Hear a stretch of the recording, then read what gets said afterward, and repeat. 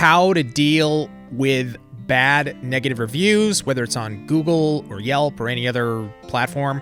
We're going to talk about that right now on the Biz Talk.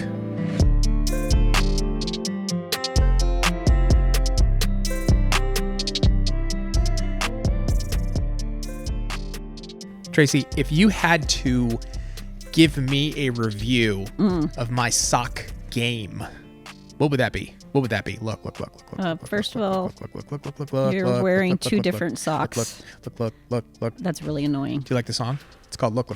I give your sock game a 10. I give you personally a negative 10. That balances out to a 0. Perfect.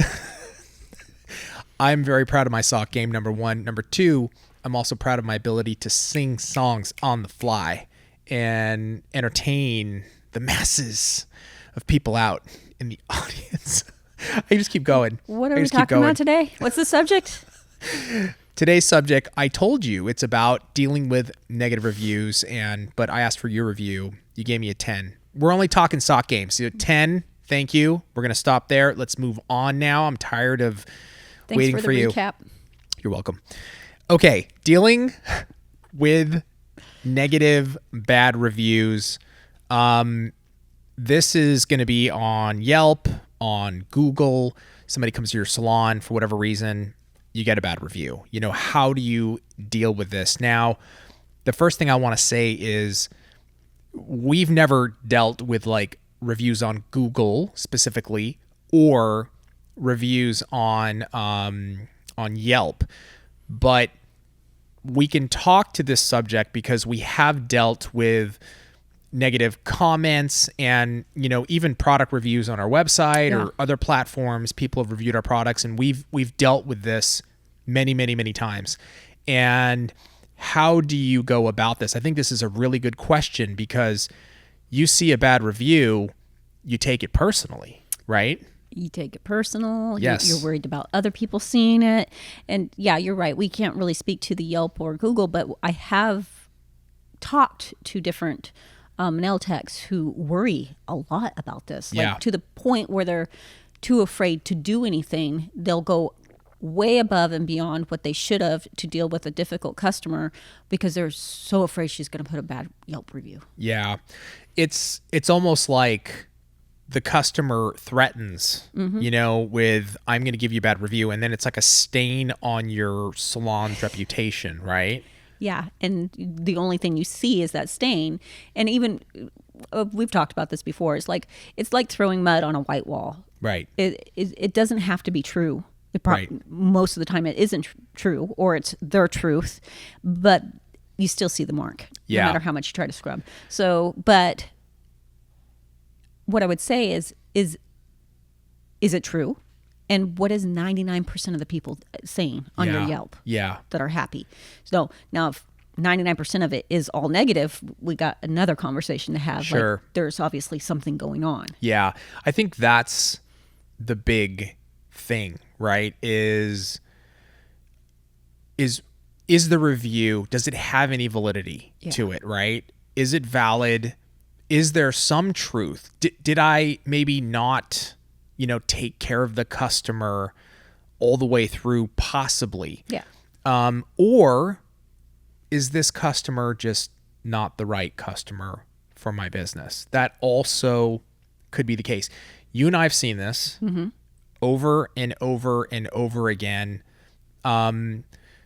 We've experienced it, right? I mean, we're on every platform, every social media platform that you can imagine.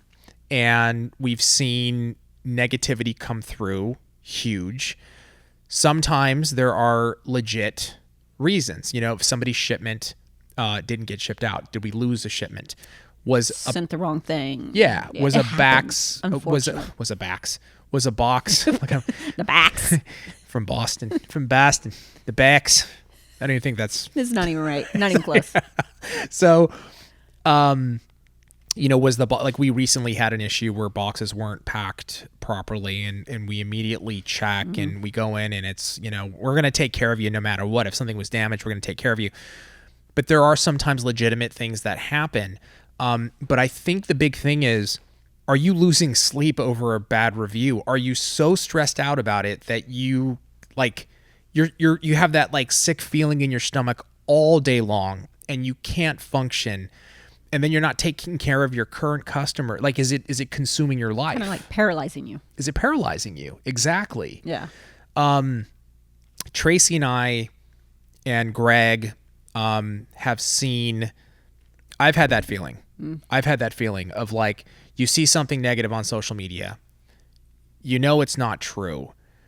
And it's like, but it's on social media or it's on a review, Google or Yelp.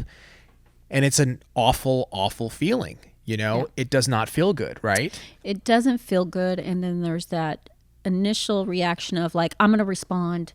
I'm going to set this right. You know, same with, you know, if you're in salon, like you see a bad Yelp. I've seen people do this. I've seen owners of businesses just start going off on the person. Dude.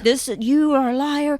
And it doesn't fix the problem. No. But you have that first initial, like, you know, I got to fight. I got to fight for my name. I got to correct this. And then there's that just, it's a horrible feeling, especially when you can't, when you feel like it's not true and you can't put the truth out there. Right, exactly. Like you feel sort of handcuffed, right? Like I can't defend myself. And I think a lot of salons, that is what is happening. If you get a bad review or negative review and you're like, dude, I took care of this customer. Yeah, this isn't true. None of this is true. I mean, and that happens. People will put something on there, whether maybe they work for a competition or whatever it is. Sometimes it's not true. Yeah. It's just not true. And you're like, but people are going to believe this is true. Now, here's the thing. People that know you will know the truth. Of course. They'll know it. But you don't see that at the time. Of course. And I feel like even if somebody doesn't know you, Trace, like people that don't know you, you hope that they have the ability to go through a bunch of reviews. Like, let me check a bunch of reviews and see what is the sitch. There's no such thing as a perfect, like, review record unless somebody's taking down reviews or I don't know what's going on. I'm not sure how that works. I don't know how that works either. I may be speaking out of like just total ignorance, but the thing is that there's always going to be someone that's right not happy. And I was thinking that, like, I've never gotten on Yelp and looked at any business and saw that they had perfect like record. It doesn't exist. Yeah. I mean, Uber, for example, right? When you, or like when somebody's coming to pick you up, do I look at the reviews? I do. I look at them. Do they have, 90 some percent, high 90s or mid 90s? Cool. Like I'm not gonna sit there and go, oh my God, if somebody had like, 2-star or like, okay, maybe I don't want to get in the car. Might be bad. Exactly. But I'm looking for majority. That's, I think, what people are looking for in a review. Like when they look at reviews, is the majority of them positive experience, good experience overall. And that is the key. You can't let one review or one comment, from somebody on your Google or whatever it is, even on your social media, paralyze you. No. Because now all of your customers are going to get like, Tracy's, there's something wrong with her. She's not here today, or for the last 2 weeks, she's been in another zone, and all because of a review. It's going to impact your current customer base. That's a problem. That is a problem. And I was thinking too, like if you decide, like I've said, I've seen it on business reviews, to go after that customer, it doesn't make you look any better. That's right. It doesn't. That's right. It actually makes you look worse, and it actually draws more attention to it. Yep. Versus saying something simple as, I am sorry you had a bad experience. We would love to hear from you. Please call us and ask for me. We hope to make you happy in the future. That's the best thing you can say. That is the absolute, my gosh. If there's any way to resolve, right? That is it right there. Yeah. I agree with you. Like to go to war with a customer, there's no point. Yeah. That person that, if the review is just absolutely not true, that type of person wants you to go to war with them. That's what they want. They're waiting for it. They're waiting for you to respond. If you come, this is something that, I'm very proud of, like our customer service. And it's like, we always say, it doesn't matter if a customer is upset, it doesn't matter for whatever experience.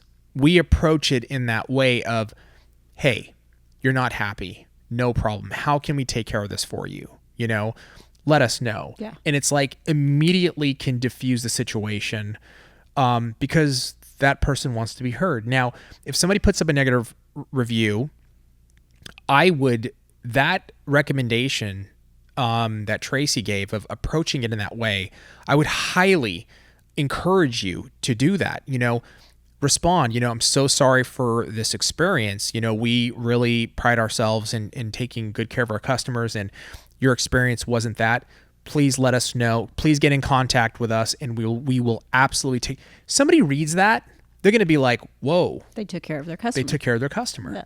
Yeah. And they're not going to, I didn't do that. I didn't, and just by saying something like, I'm sorry this was your experience, please reach out, we'd love to take care of you, is not admitting fault. No. If something is not true, it's just saying, I want to resolve this with you. Yeah. And for whatever reason, your experience wasn't good, right? Your experience, yeah. The person could be crazy, who knows, right? But for whatever reason, the experience wasn't good. In my opinion, good customer service is addressing the issue. I'm not saying that you're going to let people roll over you and get free services and you're going to give out free nails and all that. I'm not saying that, but good customer service to me is addressing the issue head on with the customer and just saying, look, what happened? Let's communicate. How can we take care of this? And then this may be somebody that, it's a one-time customer. You try to resolve or diffuse the issue and then move on. Yeah. It might be that. You will not resolve all the issues. Exactly. Especially if you're dealing with someone it's just not true. Right. The experience isn't true. Right. You're not going to be able to fix that. Now, there's exceptions, and I think Tracey's kind of heading in this direction, right? If somebody is being like the one thing that I have a real problem with is if somebody is like let's say on social media, right? My box was effing this and F this company and blah, and they're getting like threatening and it's getting a little like crazy. That's something I would not maybe recommend engaging. They're because again, they're wanting that fight. Yeah. I've actually had to take over phone calls for customer service before because of someone screaming and cussing at them. Right. To me, that's not acceptable. I will try to calm them down. Like, excuse me, I'm sorry, that's not acceptable. Let's resolve this. We don't need to. If they continue, it has to end at a certain point. Verbal abuse is not okay. Of course, never, ever, ever okay. Yeah. And I would never tell anybody on our team, like, you just got to take it, No. Like, we don't communicate like that to anybody. That's not okay, period. And I will say that sometimes it's the person's so upset, it's just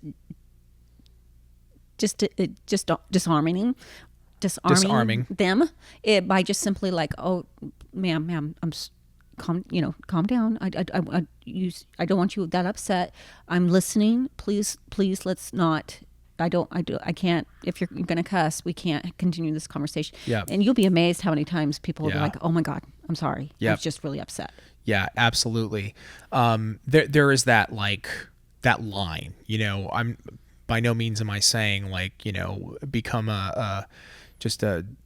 get beaten down verbally and you have to take that. That's not good customer service either. Yeah. You have to, I'm saying make an effort to try to address things. But if somebody's coming at it from the beginning and is like threatening, and a lot of times it's like, I got to leave this alone right now. Yeah. Got to leave this alone right now. It's only going to make it worse. It will. Engaging it right this second. Yeah. And, and it's hard because as a nail tech, we obviously are dealing with our own customers.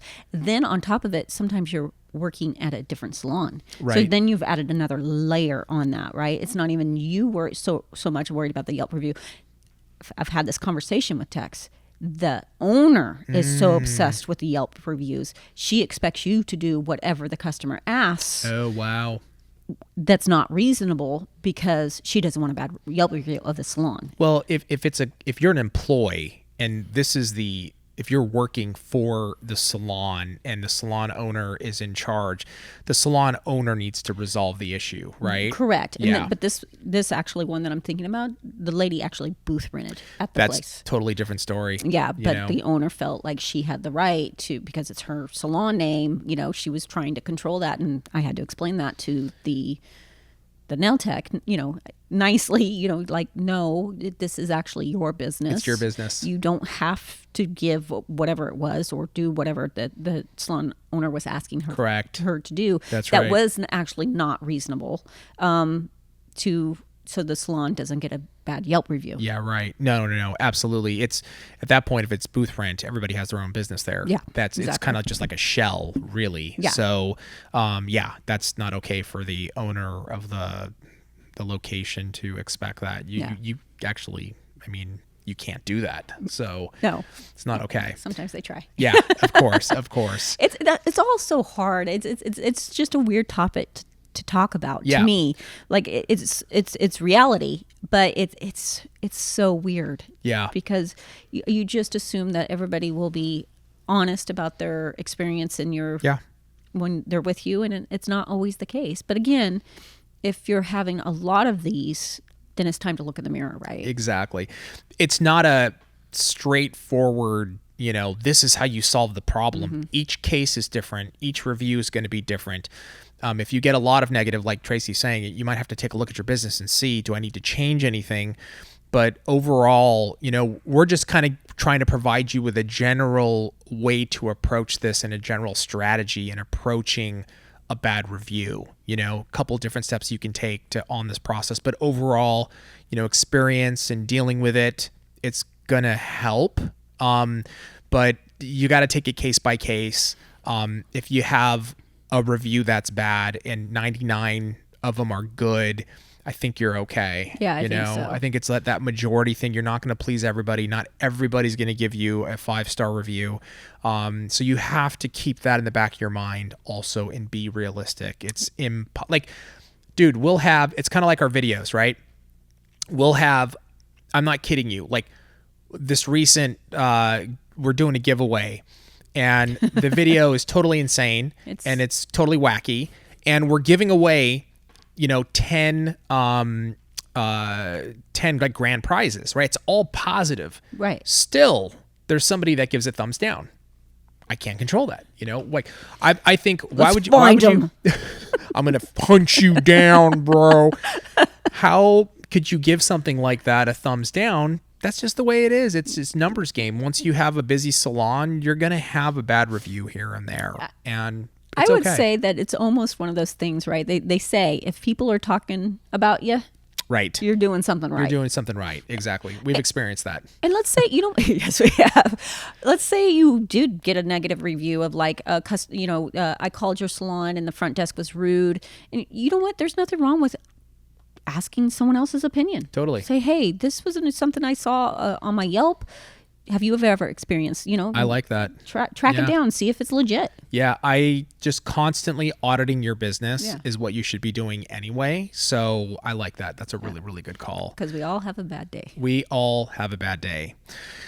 Let us know in the comments below how you've dealt with a negative salon review. Would love to hear. I think other people would love to hear about it too and share your experience. Tracy, thank you so much. Thank you. Thank you guys for joining us, and we'll see you next time on the Biz Talk.